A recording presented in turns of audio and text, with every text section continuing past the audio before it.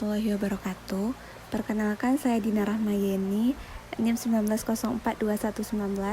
Di sini saya akan menjelaskan mengenai metode dalam perbandingan administrasi negara.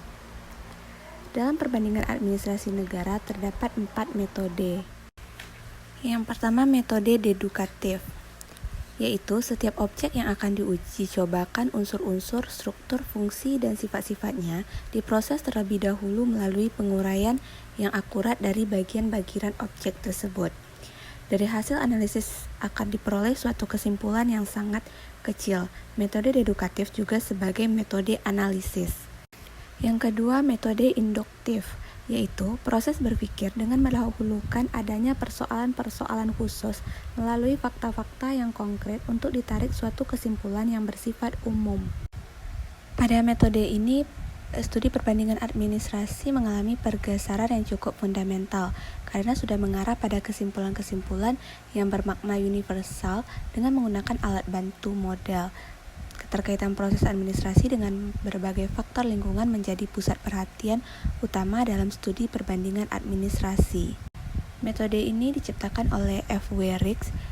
Ini tidak membandingkan secara langsung fenomena administrasi yang ada di berbagai negara dan bangsa, tetapi membandingkan dengan menggunakan alat bantu yang beri nama model, yang diciptakan atau disusun dari fenomena-fenomena empiris secara induktif.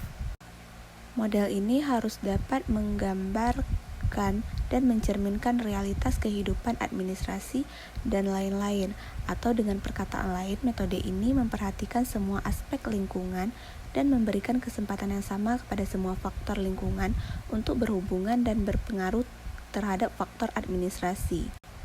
Pada model uang umum ini, semua faktor lingkungan tidak terkecuali harus dianalisis sebagai faktor yang ikut membentuk dan mewarnai administrasi negara dimanapun. Keterkaitan dan pola hubungan seluruh faktor lingkungan, faktor di luar administrasi, dengan aktivitas administrasi negara inilah yang kemudian menghasilkan wajah dan bentuk sistem administrasi negara secara menyeluruh dan lengkap. Yang ketiga, ada metode tradisional. Metode ini merupakan metode yang sudah ada dan dipakai dalam studi perbandingan ilmu politik dan pemerintahan pada waktu itu. Ciri-ciri legal, formal, institusional, struktural, dan fungsional sangat kentara. Upaya untuk memperbaiki metode pinjaman ini dengan melakukan penyesuaian dengan kondisi dan kebutuhan perbandingan administrasi negara, baik sebagai suatu keseluruhan ataupun pada aspek-aspek tertentu saja. Adapun kelemahan dari metode tradisional antara lain, yang pertama, tidak semua lembaga yang ada di barat terdapat juga di negara lain, terutama pada negara yang sedang berkembang. Yang kedua, mungkin ada kesamaan dalam struktur, tapi mungkin fungsi masing-masing berbeda. Yang ketiga, di dalam berbagai sistem politik pasti dapat dikemukakan fungsi yang sama, meskipun dilakukan oleh lembaga yang berbeda dengan cara yang berbeda pula. Kelemahan lain yang terkait dalam metode ini menurut Dwight Waldo adalah bahwa perbandingan administrasi bersifat culture bound, legalistik dan formalistik, deskriptif, tidak mendalam dan tidak betul-betul komparasi. Yang terakhir ada metode teori bentuk tengah.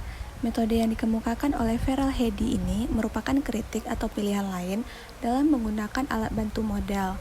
Menurutnya, model umum dianggap terlalu luas dan membutuhkan biaya, waktu, dan sebagainya yang relatif besar. Metode ini berusaha mengadakan atau melakukan studi perbandingan dengan mempergunakan aspek tertentu yang dipandang representatif bagi keseluruhan sistem administrasi negara sebagai alat perbandingan.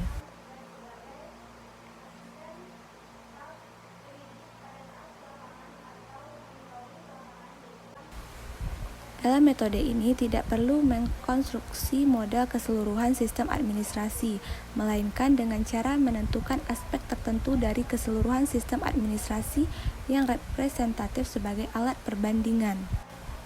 Model bentuk tengah memangkas dalam dua hal, yaitu aspek administrasi yang diwakili birokrasi dan aspek non-administrasi atau lingkungan diambil yang paling kuat atau dominan, yaitu aspek atau faktor sistem politik. Pemilihan terhadap aspek tertentu pada birokrasi karena dipandang sebagai struktur yang dapat mewakili secara representatif, sistem administrasi birokrasi juga dipandang dapat memenuhi persyaratan sebagai struktur organisasi dalam pemerintahan negara, atau dengan perkataan lain sebagai struktur organisasi negara yang dapat dikemukakan di dalam berbagai sistem politik yang ada di belahan dunia manapun, baik yang masih tradisional maupun yang sudah maju atau modern. Karakteristik birokrasi antara lain yang pertama hierarki, yaitu tata susunan berdasarkan tingkat-tingkat kewenangan yang menjamin suatu sistem atau tata tertib hubungan atasan-bawahan. Tingkat yang tinggi mempunyai wewenang untuk mengawasi tingkat-tingkat yang lebih rendah. Tata hubungan atasan dan bawahan yang demikian dimaksudkan untuk menjamin kemungkinan dilakukan pengarahan, kohesi, dan kontinuitas. Yang kedua, ada diferensiasi atau spesialisasi fungsional, timbul karena pembagian kerja dan pemecahan tugas agar supaya pelaksanaan tugas pekerjaan untuk mencapai tujuan yang dihendaki dapat berjalan dengan baik. Yang ketiga yaitu kualifikasi atau kompetensi, yaitu mengandung pengertian bahwa orang-orang yang diberi kewenangan dan beban tugas kewajiban tertentu dalam organisasi harus memiliki kemampuan kualitas tertentu yang sesuai dan memadai dengan tugas kewajiban.